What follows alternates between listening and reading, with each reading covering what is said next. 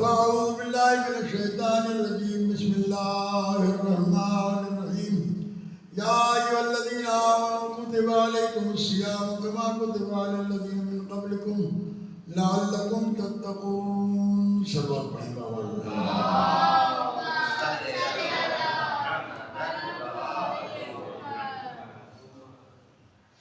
برادران عزیز،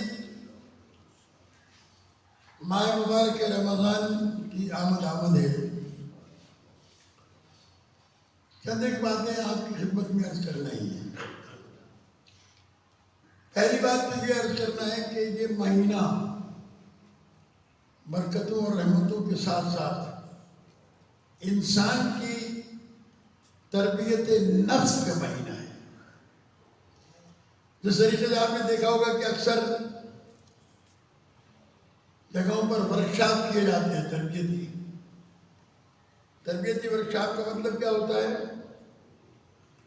کہ کچھ نہ کچھ سکھایا جائے، کچھ نہ کچھ بتایا جائے. تو تربیت ایک ایسی چیز ہے کہ اگر کتنا ہی علم انسان کے پاس آ جائے، اگر تربیت یافتہ نہ ہو تو وہ علم نقصان دہ ہوتا ہے، وہ علم نقصان کرتا ہے. اگر آپ تربیت یافتہ نہیں ہیں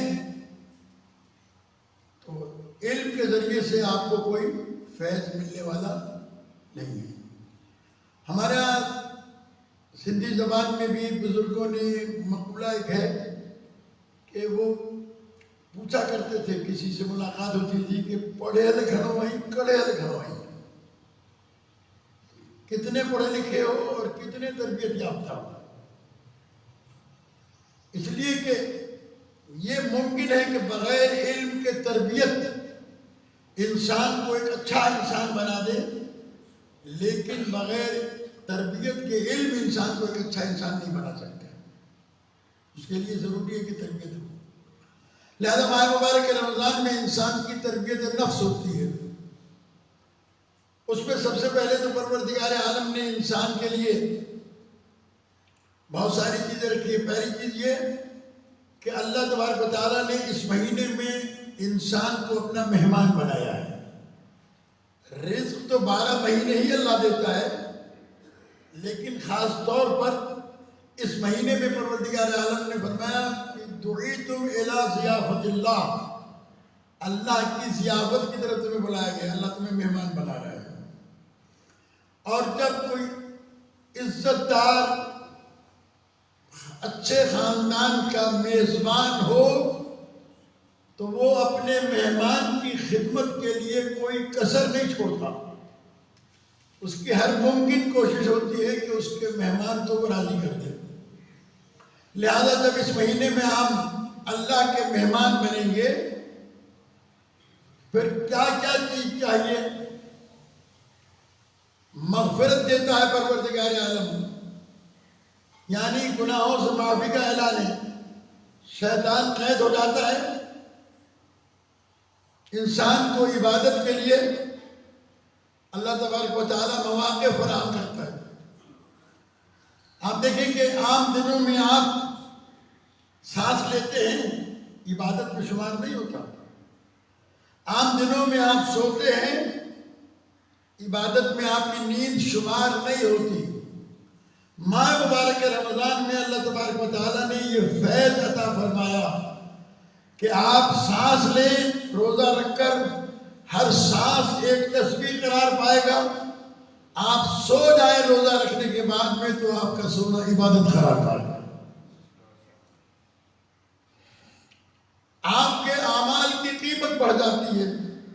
مثلا عام دنوں میں آپ ایک مکمل قرآن مجید کا ختم کریں، بسم اللہ سے لے کر والناس کی سین تک، تو ایک ختم قرآن کا ثواب ملتا ہے. اس مہینے میں ایک آیت پڑھیں، آپ کو ایک ختم قرآن کا ثواب اللہ تبارک و تعالیٰ کی طرف سے عطا ہوتا ہے. اس مہینے میں انسان اگر اپنے معبود کا حقیقی مہمان بن جائے، گناہوں سے معافی طلب کرے اور آئندہ گناہ نہ کرنے کا مکمل طور پر ارادہ کرے، فرماتے ہیں کہ ماہ مبارک رمضان کے اختتام پر وہ آدمی ایسا ہو جاتا ہے جیسے ماں کے پیٹ سے آج ہی پیدا ہوا ہے، سارے گناہ معاف۔ آپ کی نیکیوں کے وزن کو بڑھا دیتا ہے۔ آپ کی نماز، روزہ، دعائیں، ان تمام چیزوں کا وزن بڑھ جاتا ہے۔ جیسے مسلمان مارکیٹ میں ماہ مبارک رمضان کے آتے ہی اشیاء خورد و نوش، کھانے پینے کی چیزوں کی قیمتیں بڑھ جاتی ہیں۔ جو 100 روپے کلو ہے وہ 200 روپے کلو، جو 50 روپے کلو ہے وہ 100 روپے کلو۔ فروٹ بھی مہنگا، سبزی بھی مہنگی، دالیں بھی مہنگی۔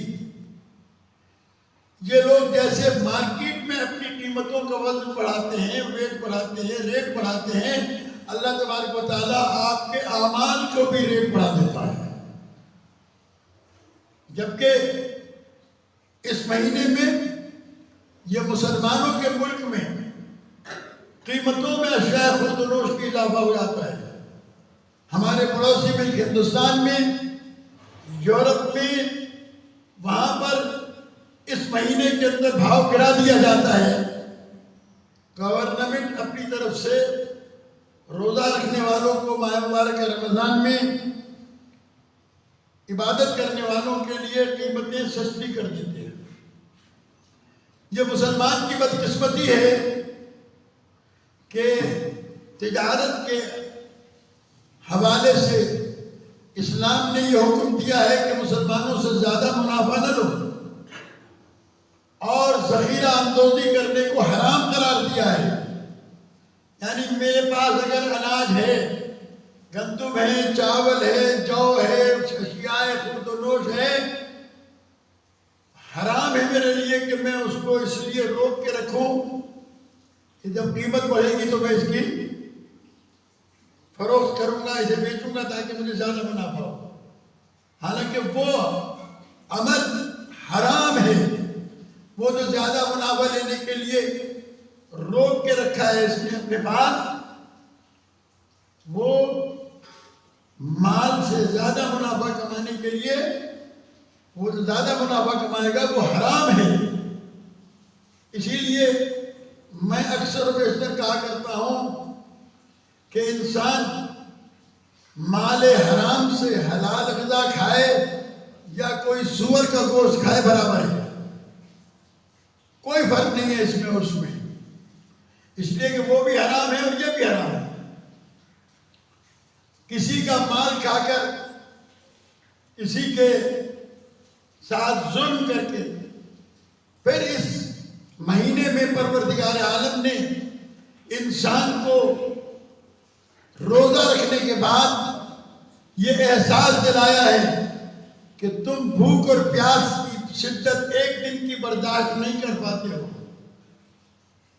سب سے زیادہ غصہ مسلمان کو روزے میں آتا ہے، میرے ساتھ بات نہ کرو، میرا روزہ ہے۔ حالانکہ جعل الصیام لکم تثبیتا للاخلاص، شہزادی کنیز صلوات اللہ علیہ نے خطبے میں ارشاد فرمایا،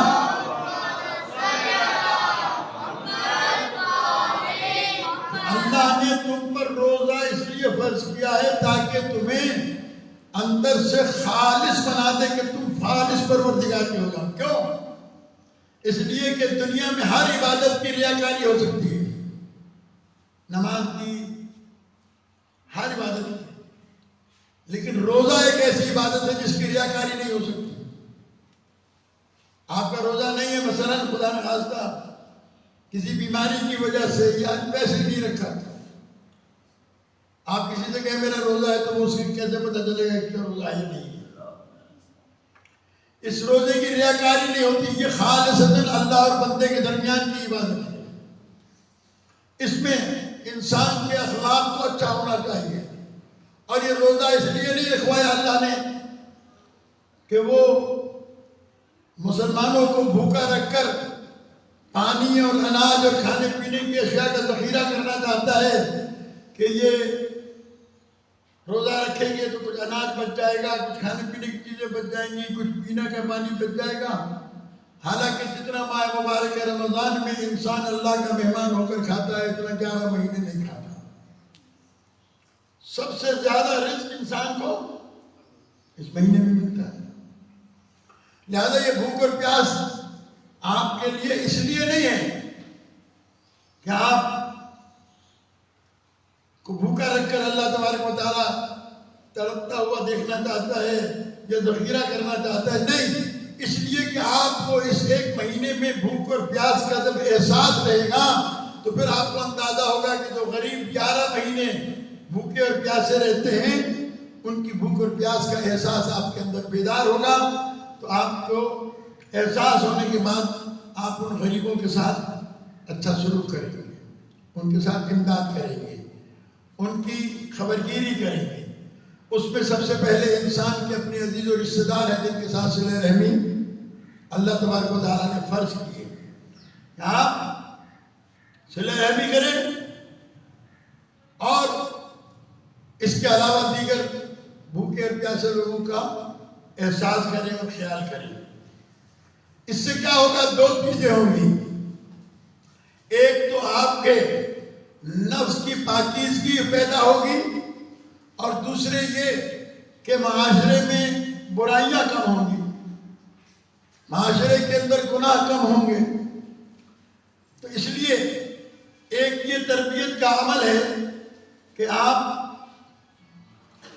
روزے کی بھوک اور پیاس میں آپ مثلاً ہو سکتا ہے کہ آپ ایئر کنڈیشن میں سوتے ہو سکتا ہے کہ آپ اچھے ماحول میں رہتے ہوں، لیکن وہ غریب جو بیچارہ جھوپڑی میں رہتا ہے، وہ غریب جو بیچارہ کچے مکان میں رہتا ہے،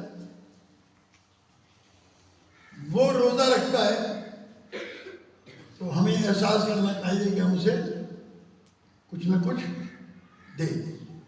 اب اس کے بعد آگے چل کر ماہ مبارک رمضان کے روزوں میں شبہائے قدر آتی ہے. 19، 21، 23، 25، 27، 29.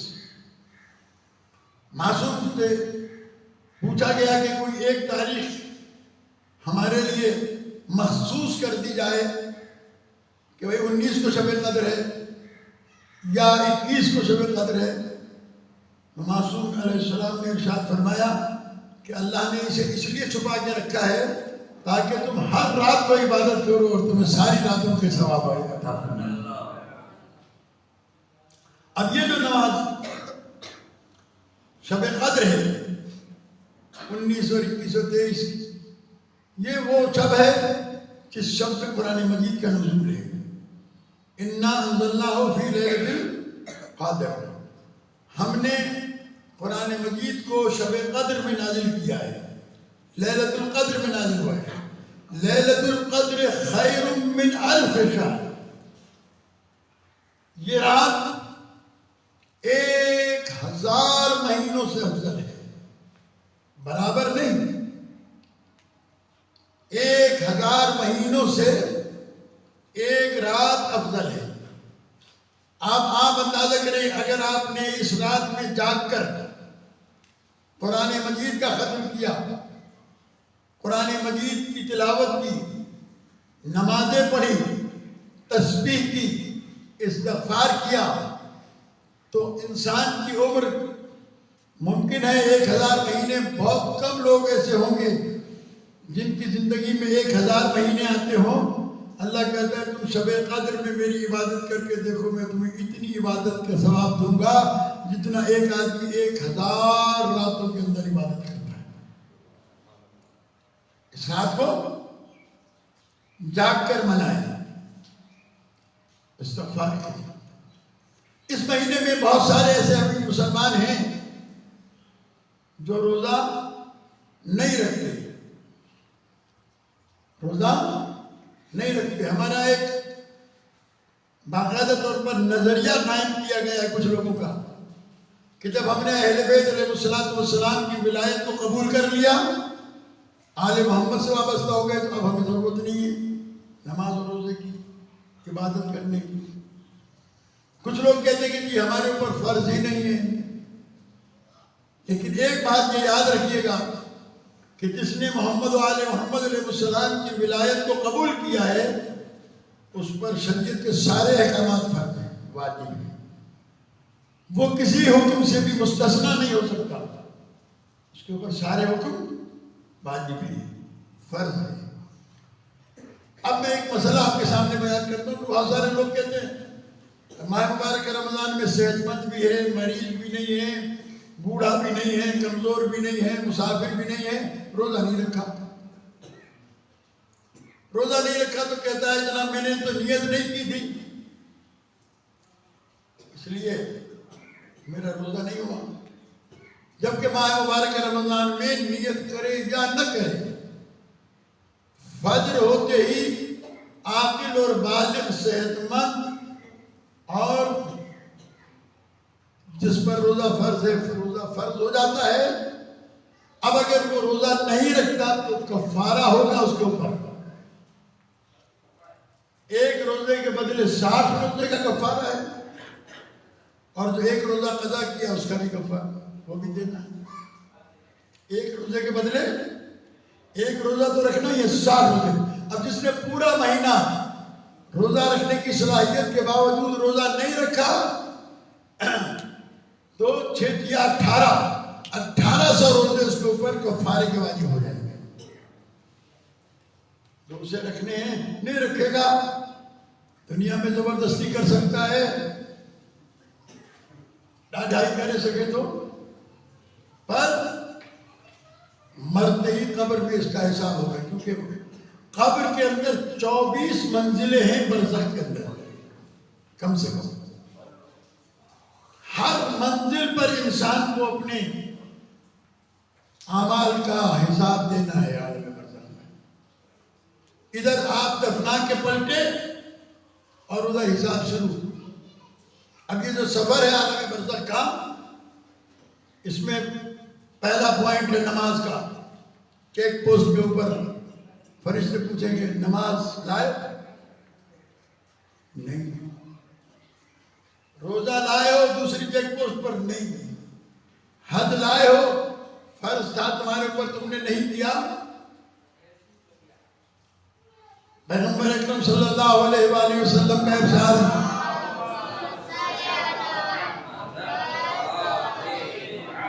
جس شخص پر حج واجب ہو اور وہ نہ جائے اور اس کی حالت میں مر جائے تو وہ یا یہودی مرے گا یا نصرانی مرے گا، اس کا اسلام سے کوئی تعلق نہیں ہے۔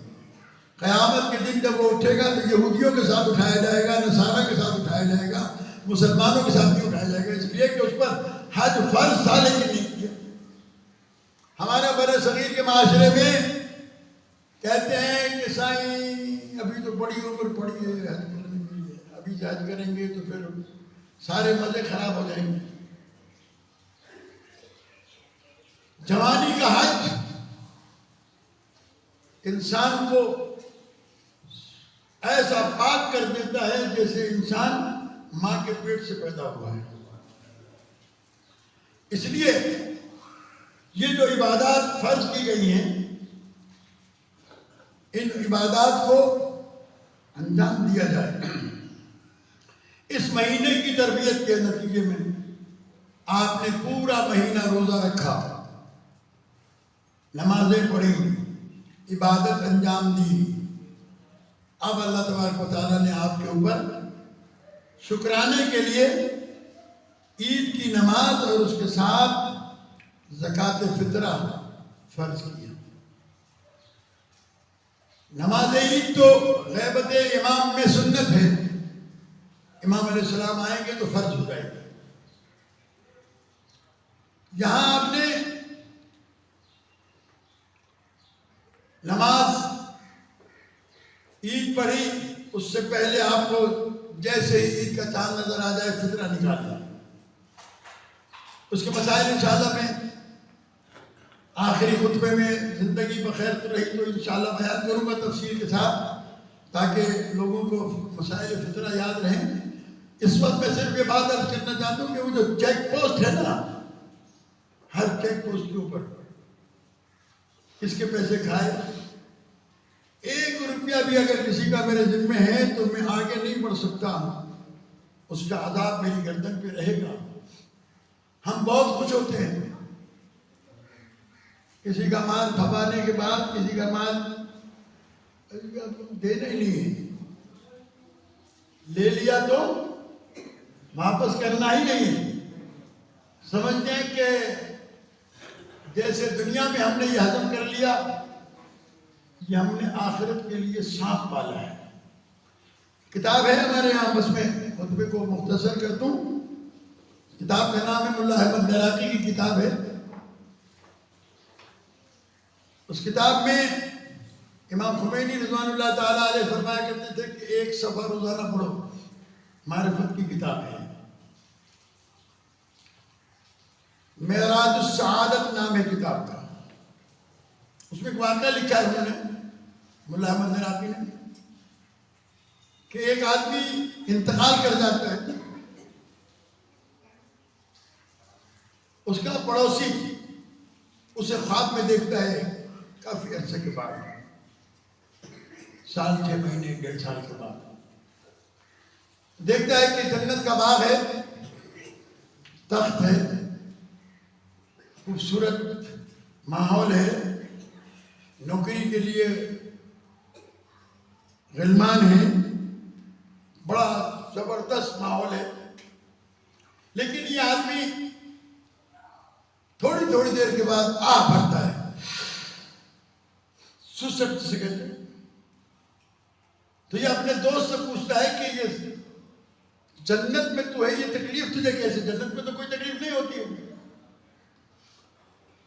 اس نے کہا کہ جنت میں تو کوئی تکلیف نہیں ہوتی ہے، تم دیکھ رہے ہو کہ اللہ تعالیٰ نے ساری نعمتیں مجھے عطا کی۔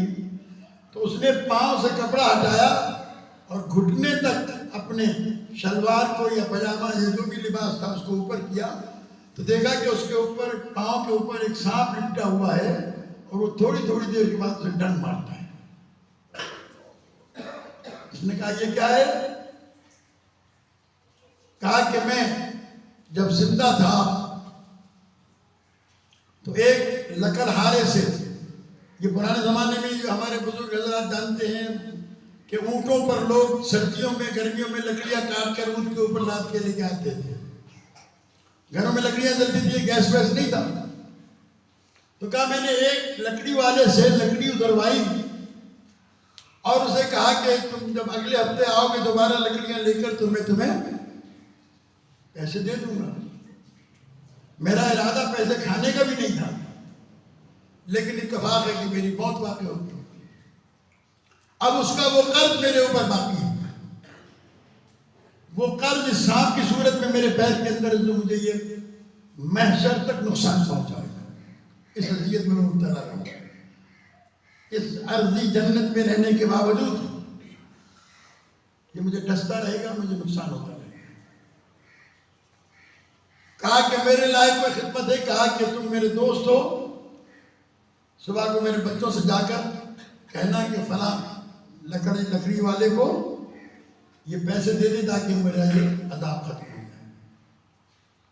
اس کے خواب سے گھبرا کے آنکھ کھلی اور اس نے صبح کو جا کر اس کے بچوں سے یہ بات کہی۔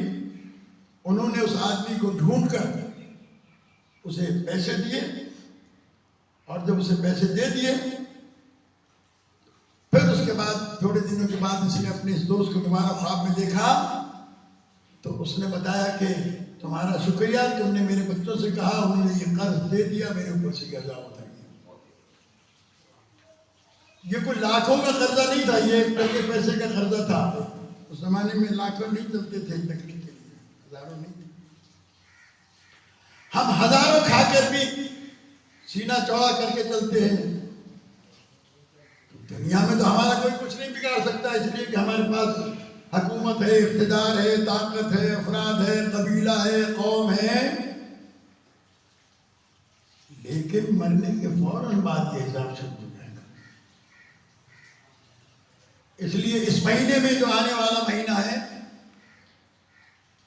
اپنے آپ کو ان تمام قرضوں سے پاک کریں۔ دے سکتے ہیں تو قرضہ ادا کر کے دیں، اور نہیں دے سکتے ہیں تو اس سے معافی مانگیں جس کے پیسے آپ کی طرف ہیں۔ اور صرف پیسوں کا معاملہ نہیں ہے، کسی کو گالی دی، کسی کی غیبت کی، کسی کو برا بھلا کہا، کسی پر تہمت لگائی، کسی کی چغل خوری کی، یہ سارے وہ گناہ ہیں کہ جب تک وہ سامنے والا معاف نہیں کرے گا اللہ معاف نہیں کرے گا. چاہے میں روزانہ ایک ختم قرآن کروں، چاہے میں روزانہ 100 رکعت نماز پڑھوں، چاہے میں روزانہ 1000 نیکیاں کروں، چاہے میں حج کو جاؤں زیارت کو جاؤں، لیکن اگر میں نے کسی کی غیبت کی ہے، کسی کے اوپر تہمت لگائی ہے، کسی کی چغل خوری کی ہے، کسی کے ساتھ میں بدتمیزی کی ہے، کسی کو گالی دی ہے، تو معافی ہونے والی نہیں ہے. اسی طریقے سے کسی کے خدا نخواستہ نامحرم کی طرف نگاہ اٹھا کے دیکھا، کسی کی بیٹی کو، کسی کی بیوی کو، کسی کی بہن کو، یہ آپ کے اور ہمارے لیے عذاب کا باعث ہے. اس لیے اللہ تبارک و تعالیٰ نے یہ مہینہ ہمارے لیے قرار دیا کہ اس مہینے میں اللہ تبارک و تعالیٰ ہماری گناہ کبیرہ و صغیرہ معاف کرے.